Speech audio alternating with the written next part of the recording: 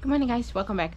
Currently we are preparing for a week of vacation in the mountains. If you are following our channel for a little bit longer, you know that we are going to the mountains of the Sauerland in Germany for a week. And in today's video I would like to talk a little bit more about the subject of taking your dogs into the mountains. What things you have to keep in mind, what safety items you have to carry with you. So if this is interesting to you, stay tuned. So it's always important to keep some things in mind, because taking your dogs into the mountains, if they are not used to it, it's a totally different world than you walk around the woods near home. And if your dog is familiar with mountains, then you definitely would know what to do. But if you are new to taking your dogs into the mountains, then this video might be helpful to you. And what is most important is to make sure that you do not over ask your dog, because like I mentioned, it's way different than your usual walk around home, and therefore you always have to adjust the hikes. Make sure that you do not make them too long, because a kilometer or a mile in the mountains takes up way longer than on a flat trail through the woods or just through open fields. Then your mile passes way quicker than in the mountains. So if you are making a longer hike, then you might come into a surprise that your hike takes way longer than you think, and that might not be a problem for you, but that will ask a lot from your dog, from his energy, but also from his total well-being. So always make sure that your hike is long enough for your dog and not too long, so you are not over asking your dog, and it also stays fun for your dog.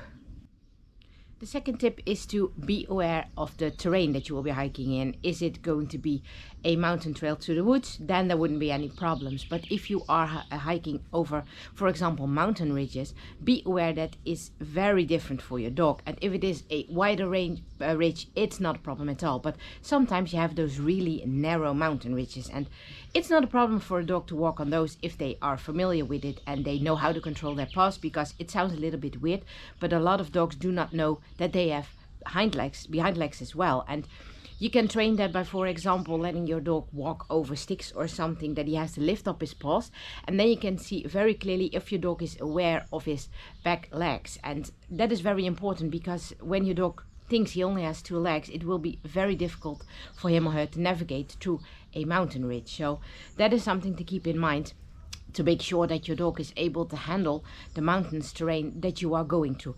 And in mountains you often see bridges, streams crossings and things like that as well, and you have to be aware of that, and you have to make sure that your dog knows how to handle those as well. If you're having a small dog just like I am and the situation is safe enough, you can always carry your dog, but there are also river crossings that you will need your own hands and you are not being able to carry a dog as well, so be aware of that. And when we are out in the mountains, we are in need of more calories than when we are doing a flat hike. And that is also the same for your dog. So make sure that you have extra snacks with you. If you are stopping for a lunch break, make sure that you have something for lunch for your dog as well. Not too heavy, that's not too heavy on the stomach, because then it takes more time to digest. And then it means you will have to take a longer break. If you are doing that, no problem at all, you can feed whatever you want. But for example, do not feed large amount of kibbles or something. Just some food that is easy digestible, so that your dog can keep up on the calories and have something to eat as well. And also make sure that your dog is welcome in the mountain area you would like to go hiking in, because very often mountains are located in national parks, and not everywhere in the world dogs are allowed in national parks. So bless you, Ravi. So if you're taking your dog into the mountains, make sure that your dog is allowed. And when you would like to do something like wild camping or anything, make sure that they are allowed on that place as well. And when you stay in hotels, hostels, whatever, well, then it's obviously clear that you have to ask if your dog is allowed. But if you are wild camping, just make sure of that as well. And of course, it's also important to be aware of the safety of your dog.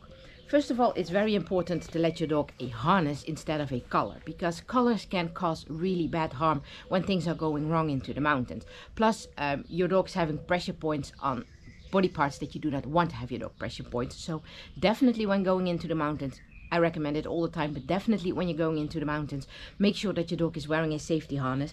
I like not to wear it because Ravi's wearing it. I like to use these ones from Roughwear. They are the Webmaster harness. As you can see, this is a brand new one for Ravi. You will get to try it out this week. Bless you again, Ravi. He's been sitting in the bushes with his nose, so it's been tickling with him, I think.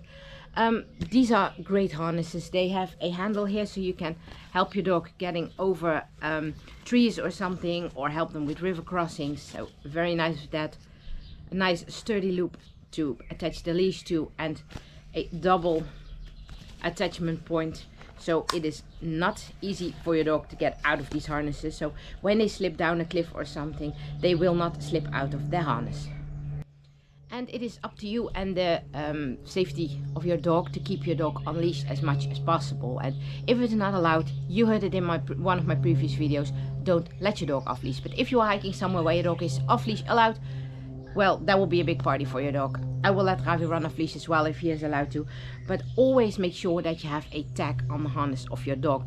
When we are going abroad, we also have to wear a tag for the rabies shots that he had.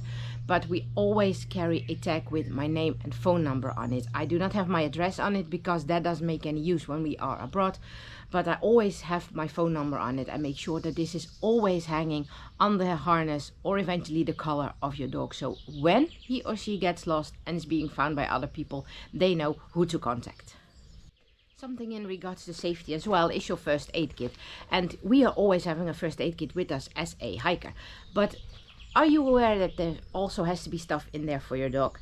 I have made a video about that, I think it was last year, with also items that I have included in my first aid kit that are suitable for Ravi. So I am not only able to help myself out, but I'm also able to help Ravi out. So make sure that you always add some items for your dog to your first aid kit, that they are suitable for your dog and they are safe enough to use on them. Because not everything that's safe for us is safe for a dog as well. So be aware of that. And if the situation happens that your dog gets injured onto the mountains, then there are several options. If it is just a light injury, then you can treat it with your first aid kit. And there are also some little easy things or convenient things to take with you in case you have to carry your dog off the mountain. And for example, it's one of those safety blankets. You have them for special ones for dogs. I will blend in a photo of that right now, but that is mainly, there we go again. That's mainly suitable for bigger dogs. For small ones, these ones are strong enough. You can lay your dog on it, and it would be handy if you are with two persons. They can easily lift your dog while he's laying on this blanket, and he or she does not have to walk down the mountain. There are also some special slings that you can buy in case you have a bigger or heavier dog. I will blend in a photo of that one as well. But that is an item I do not have yet. Maybe I will consider it for my true hike next year, but I don't think it will be necessary over there. But if you are going up in the really high mountains, which we obviously do not have here, but then it might be considering an item like that as well. And when you're up in the mountains, it's always safe to take something like a satellite communication device. And those things work with preset messages. And make sure that if you're using preset messages, for example, when you're using a spot device, you can only use preset messages. With these, you can also write them down yourself. But if you are using preset messages, make sure that there is always involved that you're having a dog with you, especially with the messages that will be sent out to the SOS departments to come and get you out of the wilderness if that is needed, or off the top of the mountain, that they are aware that you are having a dog with you, because it might be a pretty bad situation when they are coming to pick you up. They are not aware of the fact that you are having a dog with you, and they are not able to take your dog along as well. So always make sure that if you're using it, that everybody is aware that you have a dog with you. And then not only having proper food with you on the trail for the dog is important, but never ever forget your dog's own water bottle. You can share your own water bottle if you're throwing water away, but you never know what your dog has been eating or has been licking on. So it's always safe to have your dog's own water bottle. And it's not always only safety, but it's also just to be sure that you have enough water. Because if you're taking, for example, a 1 liter bottle for the 2 of you or the 3 of you, depending how many dogs you are taking, then you run out of water way quickly than you probably have anticipated. And if you can fill up on water during your hikes, that'll be totally fine. But if you are not passing any water sources or springs or something, then it's very important that you have enough water for both of you. And always important to have some sort of a water bowl. This is just a collapsible X-bowl from Sea to Summits, which is very simple to use. You can also hang something like this on your backpack. This is by Chicken Tramper Ultra Light Gear. It is just a foldable water bowl. So always make sure that your dog will stay hydrated on the trail as well. And if it might be possible that you are coming into a situation that gets really, really bad, for example, when you're really high up in the mountains, make sure that you have something like an emergency shelter with you that is big enough for you and your dog to fit both in it or underneath it, so you both can stay safe in case it gets really bad. I cannot show you those items because we are not going that high up in the mountains, and there will be not that kind of dangers for us, but be aware of that if you are going really high up. So this was just a quick video about some things, some information, stuff, gear that I wanted to share with you in case you would like to take your dog into the mountains and I'm not really sure how to start with that. It's very simple, just keep those things in mind, and if you are aware of the simple things you will absolutely be fine. We are going to pack up further for our vacation. The dogs are really exciting because I'm running around with stuff, packing bags and everything, so they are really looking forward to go into the mountains. I am as well, and we will see you on our first hike in the upcoming vacation week. See ya!